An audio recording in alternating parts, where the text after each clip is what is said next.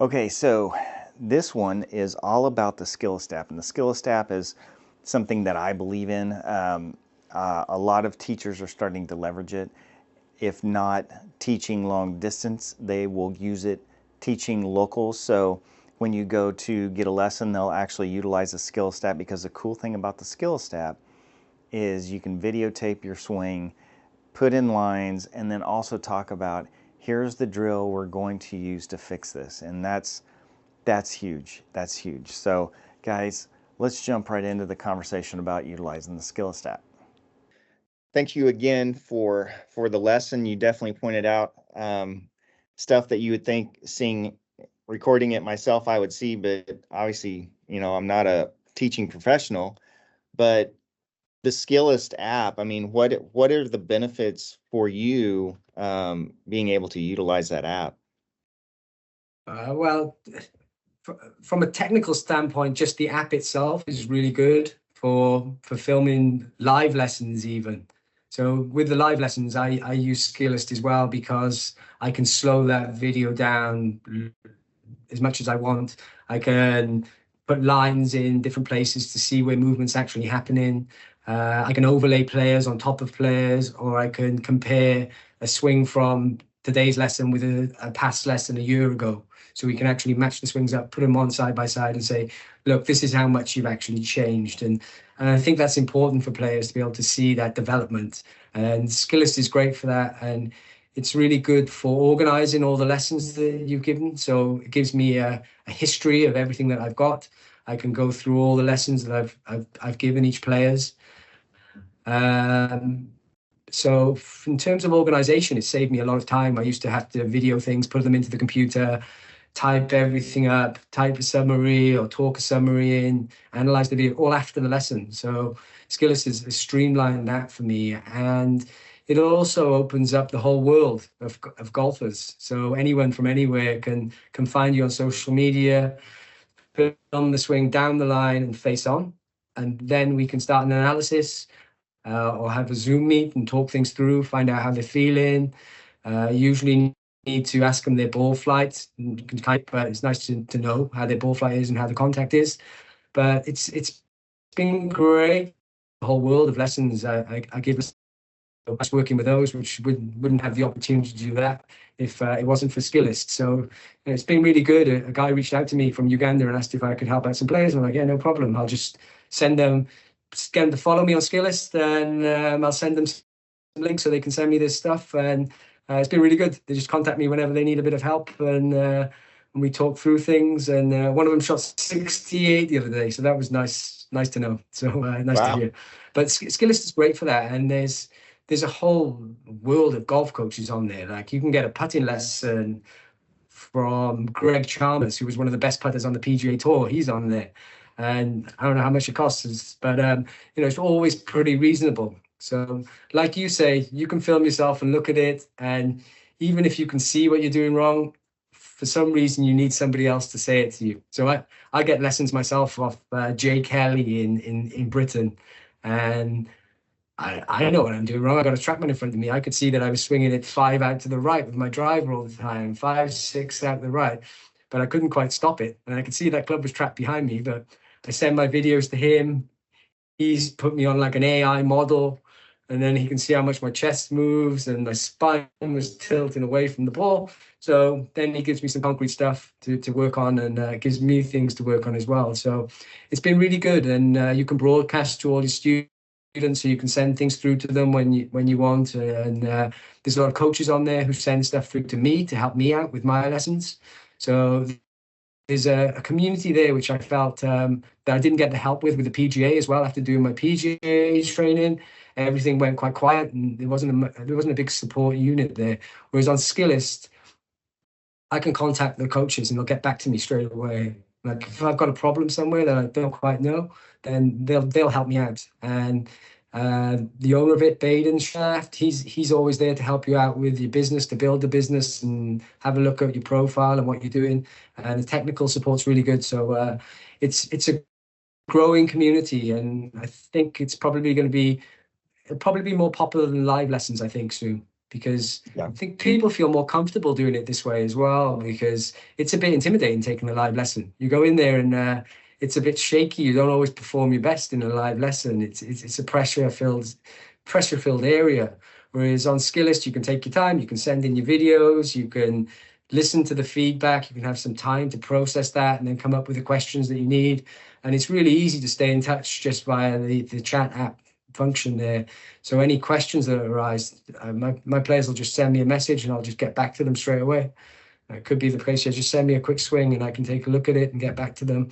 So I think it's a really good way to go, and it's becoming more and more popular. There's more coaches on there now than it's been growing and growing, and the people taking online lessons is becoming more each year. So I think there was a big boom over COVID because people couldn't actually get out and have lessons. So that's when everyone started getting the monitors in their houses and the nets in the gardens, and I think that helped Skillest out. But it's continued to soar. Yeah. So I think the interesting thing about the Skillest versus going to a lesson is you sent me back 5 drills, 5 things to work on. I'm able to label them. And when I leave a lesson, I'll immediately like say, okay, this is what we worked on today. But if you go to a live lesson, a coach isn't going to say, here are the 5 things we're going to work on today. And here's what, it's usually we're focused on one thing. And I mean, to me, the Skillest being able to get those 5 feedback pieces, because some of them are easy, right? Being able to just rotate around versus that sway I had, that was an easy fix. But keeping my backside against the wall, that one's still, that one's much tougher. Yeah. So when you give a lesson, do you typically is it based on who you're giving feedback to on how many drills, or what does that typically look like? Yeah, I mean, I'd like to keep it as minimum as possible, because we can't really think of 2 things. If we've got 2 swing thoughts in our head, it doesn't work. It can only be one at a time. So I do actually try and structure it a bit to say, work on this one until you feel like you've got it, and then try and work on that one. Which is sometimes difficult in the live lesson, and I'm getting better with that, where you see a lot of the stuff, but you try to organize how are we going to go about this to put the pieces together so that performance doesn't decline, because people don't come to a lesson to get worse at golf. And in my experience, a lot of times you come away from a lesson confused and you can't actually do what the coach has said. So trying to keep it realistic and think, what's the best bang for the buck here to get them striking the ball better? Right. What can they do with their movement patterns that's possible? And just trying to identify not too much and try and keep it to a point where, okay, can they achieve this, and try and make that the most important thing to do. But yeah, I mean, that's the difficult thing with golf coaching, and I think we can all get a bit better at it. But that's my way of thinking, to try and make things achievable to start off with, and then build the blocks after, as the player progresses and can do the one thing. So that's usually my way of going about it. Okay. I mean, obviously I can already tell. I mean, I know you probably can't see very well, but I mean, my dispersion is so much different. And I have one it looks like it was probably about a 15-yard pull, but it was that standing up thing, I mean, it is, and trying to stay down and not move. Sometimes I'm like throwing the club into the ground more, but that's for a whole other the day. early extension is a common one. It's a tricky one to fix as well. So I'm always asking other coaches what they do for it and waiting for but as a coach, you just build up as much information as you can in different ways of solving things. So it's a bit like dealing with kids in school. You can give one load of information to all the kids, and some of them will get it and some of them won't. But if you can give that same information 4 or 5 different ways, then you start to hit a wider population. Same thing with golf coaching. Take early extension as an example. I could give you one fix and one drill to do, which may or may not work for you. But if I've got a toolbox with 5 or 6 different fixes, then if I can start trying and implementing them on a player, then I get closer to actually solving the problem. Same with me when I play. One coach can say, they'll say the same thing, but if they'll say it in different ways, then eventually something will click. So I like things being pretty simple. For that one where I'm throwing the club out to the right, the coach just said, just feel like your right hand is pulling across your body. That works for me. Right. Whereas other coaches put sticks down or boxes down and things like that. But it's simple to pull that club across your body. That kind of works for me. And extend your spine. Another one of them, a coach says to me, extend my spine. I found that really difficult as I was leaning off this way. Then another coach said, just point your chin behind the ball and don't move your chin. Straight away, my spine extended without me doing anything. So the more experience you get, the more information you get, I think the better you get at the job. So Right. I'm not super experienced. I haven't been doing it. I'm doing it for about 4 years now. So as time goes by, I get better and better, but I'm learning all the time. And there's loads, Instagram and stuff is great for picking up little drills like this. But Skillest has been good as well with the coaching community there. I've got a lot of help off a lot of coaches on there also. Right. Well, thank you for giving me the lesson that you did. For the price point is ridiculous. So I certainly hope that this video helps with getting some students looking your way, and Great. obviously I would like to continue the conversation. And for people watching this, I think I showed this on the video, but you have a 1 lesson, and like what is your packages? I can't quite remember. I think I just do a one-off lesson for around $40. That's usually for just a swing analysis, and with that, I'll give you a swing analysis. Then I'll give you a few drills to work on where I film myself actually showing you the moves that I want you to try and correct, and then usually put in a few drills there to actually start working on that as well. So that's the basic package. Then I do a monthly subscription, which is really good and quite popular. I can't quite remember how much that is these days, if it's around $75, $80 or something like that. And that's like a month of unlimited lessons.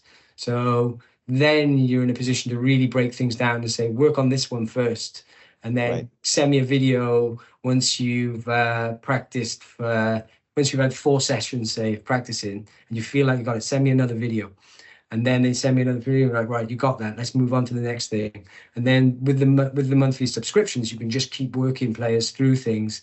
And then they've got constant. It's like having a golf coach whenever you want one. So they're really popular. The monthly subscriptions, and I also do one of those for mental golf type as well. So we can usually do Zoom meets for those and talk through the mental game, and get to meet players after they've played their rounds to just do a post-round evaluation and talk about where they feel like they dropped the shots. And then I think just the process of talking through, what you were feeling mentally is really helpful for players, even if we're not totally going into mental golf type at the time.